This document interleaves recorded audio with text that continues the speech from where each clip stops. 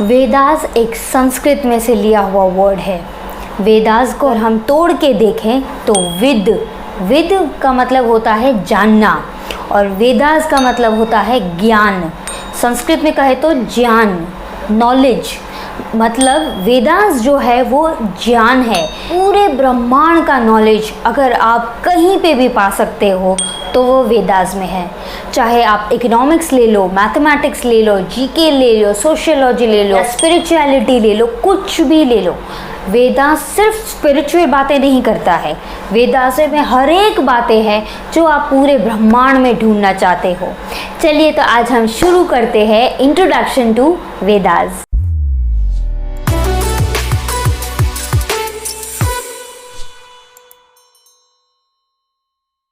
Hi and Namaste. My name is Avni and I welcome you back to my channel Following Vedas.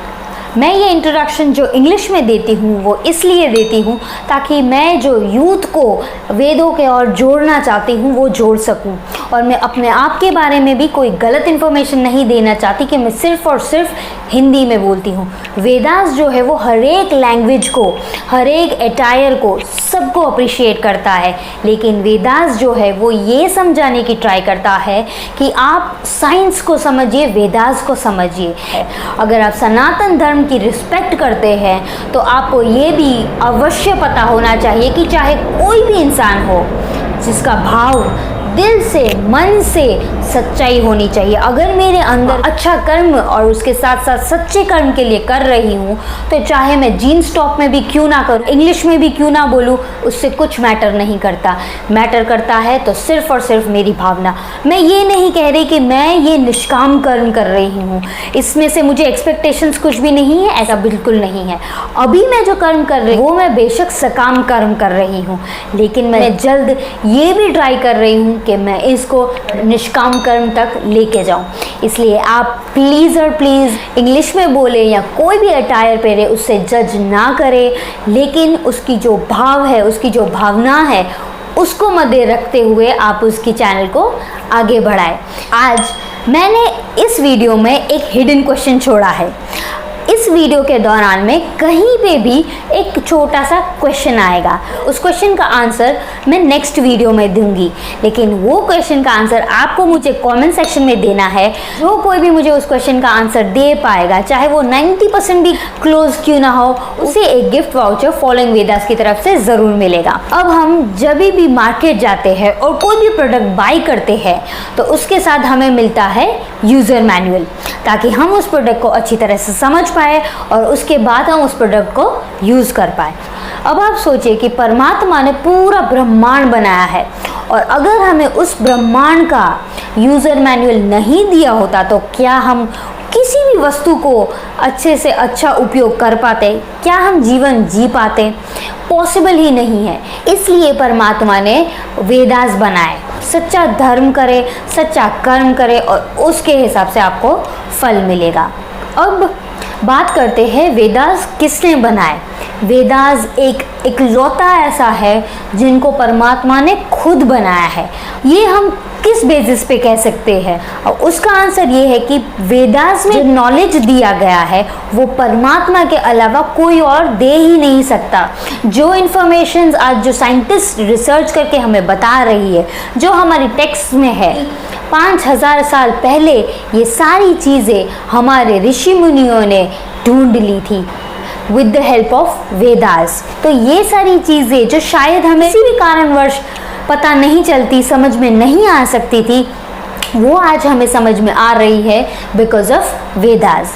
अब मेरे साथ साथ थोड़ी मेहनत आपको भी करनी पड़ेगी, क्योंकि वेदास कितने हैं, कि ऋषि कौन है, उनके सब्जेक्ट्स क्या है, उनके उपवेद क्या है, ये सारी चीज़ें मैं बताऊंगी। लेकिन आपको भी ये प्रॉमिस करना होगा कि इतनी चीज़ें तो आप याद रख लेंगे। अब जो सारी इन्फॉर्मेशंस मैं आपको वेद के रिलेटेड दूंगी, ये आचार्य ज्ञानेश्वर जी की किताब वेद परिचय में से मैं आपको दूंगी, जो अवेलेबल है किसी भी आर्य समाज में, आप जाके बाय भी कर सकते हैं। आपको समझ में आसानी से आए इसलिए मैंने मेरे साथ साथ ये चार्ट भी बनाया है ताकि आपको समझ में आए। अब वेद कितने हैं? 4। ऋग्वेद, यजुर्वेद, सामवेद और अथर्ववेद। चारों वेद के ऋषि कौन है? ऋग्वेद के अग्नि ऋषि, यजुर्वेद के वायु ऋषि, सामवेद के आदित्य ऋषि और अथर्ववेद के अंगिरा ऋषि। ऋग्वेद में बताया गया है ज्ञान के बारे में, यानी नॉलेज के बारे में। यजुर्वेद में कर्म के बारे में, कर्म कैसा करना चाहिए। सामवेद में उपासना के बारे में, यानी वर्शिप कैसे करना चाहिए। और अथर्ववेद में ज्ञान की बातें, यानी साइंस की बातें। अब इनके उपवेद, ऋग्वेद का उपवेद आयुर्वेद, यजुर्वेद का उपवेद धनुर्वेद, सामवेद का उपवेद गंधर्ववेद, अथर्ववेद का उपवेद अथर्ववेद। अब वेदास में टोटल 20,379 मंत्रस है, जिसको डिवाइड किया गया है। ऋग्वेद में 10,552 मंत्र है, यजुर्वेद में 1,975 मंत्रस है, सामवेद में 1,875 मंत्र है और अथर्ववेद में 5,977 मंत्रस है। ये मैंने जो भी बताया ये तो सिर्फ और सिर्फ बेसिक्स है। ऐसे तो कई सारे हैं जिनको वेदास के बारे में ही नहीं पता, जिन्होंने शायद वेदास का नाम तक नहीं सुना है।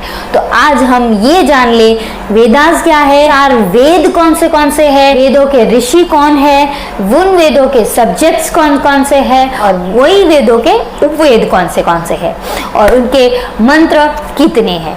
इसलिए जो कोई भी अपने आप को मॉडर्न समझता हो वो वेदास जरूर पढ़े और वेदास जरूर देखे। वेदास से सारे सब्जेक्ट्स, जो भी आपके इंटरेस्टेड सब्जेक्ट हो, आपका फेवरेट सब्जेक्ट शायद मैथ्स हो, साइंस हो, इंजीनियरिंग हो, सोशियोलॉजी, आर्किटेक्चरिंग हो, मिलिट्री हो, म्यूजिक हो एंड ऑफ कोर्स स्पिरिचुअलिटी हो, तो ये सब कुछ वेदास में दिया हुआ है। तो हम वेदास को समझेंगे और गर्व से कहेंगे कि वेदास हमारा है और वेदास को हमने सीखा है और जान लिया है। अगर आपको फिर भी कुछ भी डाउट है जो आप मुझे पूछना चाहते हैं तो मुझे कमेंट सेक्शन में अवश्य पूछ सकते हैं। और आज के क्वेश्चन का turn.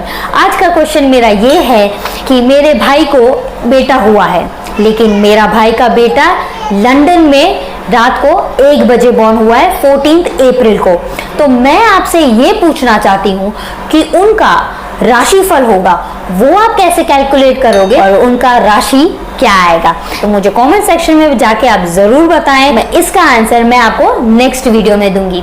Thank you so much guys for watching my video till the and. आपका बहुत बहुत शुक्रिया, आप जिस तरह से मुझे मोटिवेट करते हैं, जिस तरह से मेरे वीडियोस को 200-300 पीपल्स और शेयर भी करते हैं, उसके लिए आपका बहुत बहुत धन्यवाद।